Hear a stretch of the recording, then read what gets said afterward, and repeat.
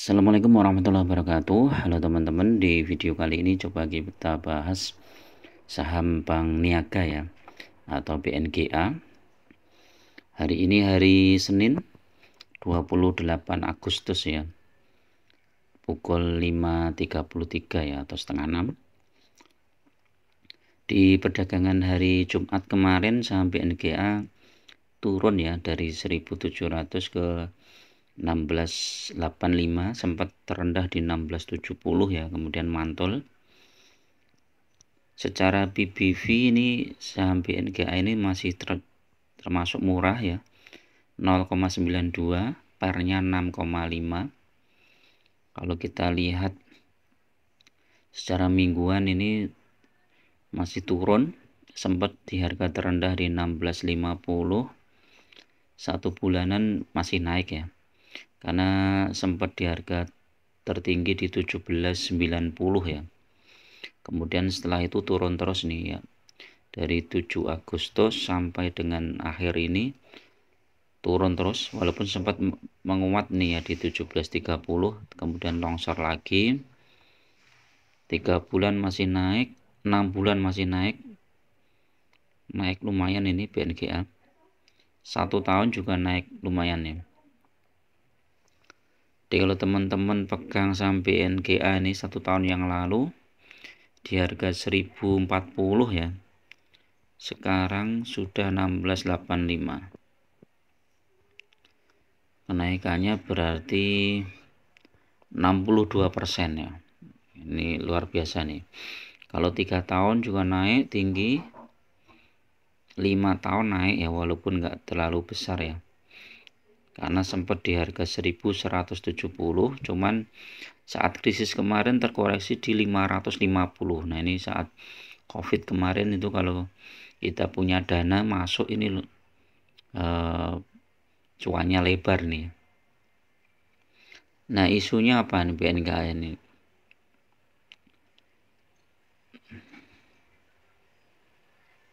BNGA bakal gelar private placement, terbitkan 10,5 juta saham. Jadi mau buka lagi private placement ya. Ini nanti berarti yang punya saham BNGA di awal itu akan terdilusi ya, tapi nggak banyak ya terdilusinya, mungkin sekitar berapa persen gitu, nggak terlalu besar. Tapi efeknya cukup bagus untuk BNGA, sehingga kinerjanya diharapkan beberapa tahun lagi ini lebih bagus. Secara laporan keuangan triwulan pertama ini naik, triwulan kedua juga naik. Pembagian dividen sekitar bulan April ya, jadi diprediksi untuk dividen tahun depan ini lebih besar ya dari tahun yang ini BNGA. Net profit 3 triliun, cash flow-nya 4 triliun, jadi sangat sehat ini. Dividen yield-nya 6,83%. Nah, nanti kita lihat secara teknikal.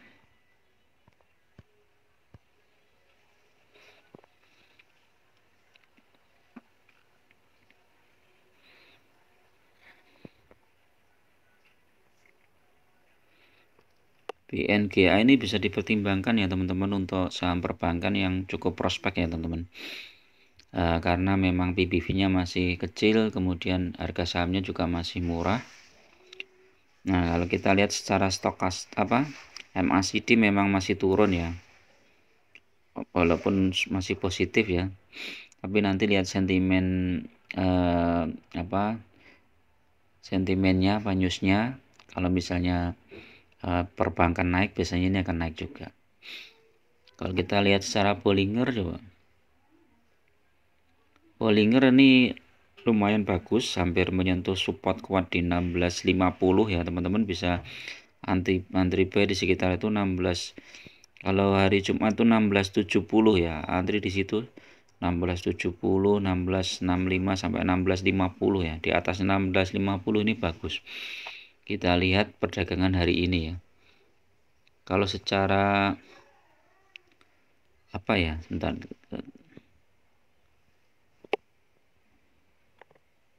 osilator, coba osilator masih turun, stokastik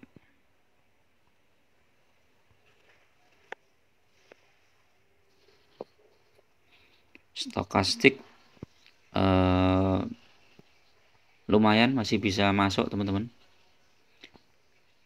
Secara MA gimana ini? Oh, di bawah MA5 ya.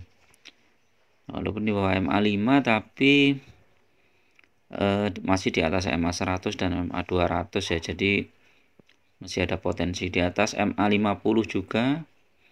Jadi targetnya nanti di MA5 ya, 1702. Kemudian lanjut 1729. Ini stokastik, MACD buy, William buy. Foreign jualan 2 hari ini.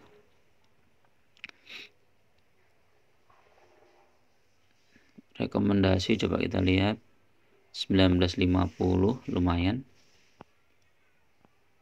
Daily-nya kita lihat ya beberapa kali merah ya.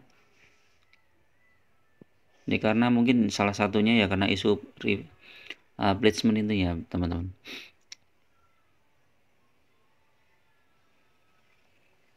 Private placement ini karena dia akan mendelusi kepemilikan saham yang awal ya, yang masih pegang saham BNGA ini otomatis sahamnya akan turun, sehingga mereka menjual dulu sementara.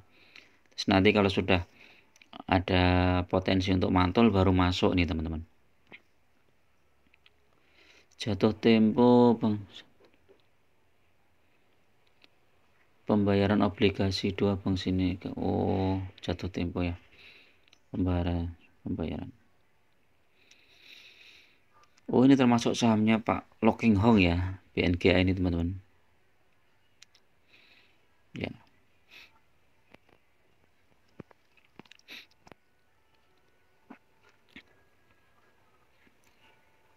Oke, itu dulu teman-teman untuk review saham BNGA ini ya. Mudah-mudahan bermanfaat. Tetap gunakan money management yang ketat ya, karena investasi saham itu sangat berisiko. Jangan gunakan margin, jangan gunakan bunga bank yang tinggi, apalagi pinjol. Lebih baik teman-teman pakai uang dingin ya. Kalau punya aset bisa dijual dulu asetnya, kemudian untuk investasi saham. Dan tentu saja investasi saham itu ya di saham-saham yang fundamentalnya bagus, kinerjanya bagus, dan kedepannya itu juga prospeknya bagus. Bukan hanya yang fundamentalnya bagus tapi harga sahamnya turun terus, itu ya janganlah, dihindari saja. Dan jangan masuk ke saham-saham gorengan atau saham yang baru IPO ya, karena sangat berisiko. Lebih baik teman-teman cari saham-saham yang yang sudah terbukti ya, 5 tahun atau 3 tahun lah minimal sudah bagus. Oke, itu dulu. Assalamualaikum warahmatullahi wabarakatuh.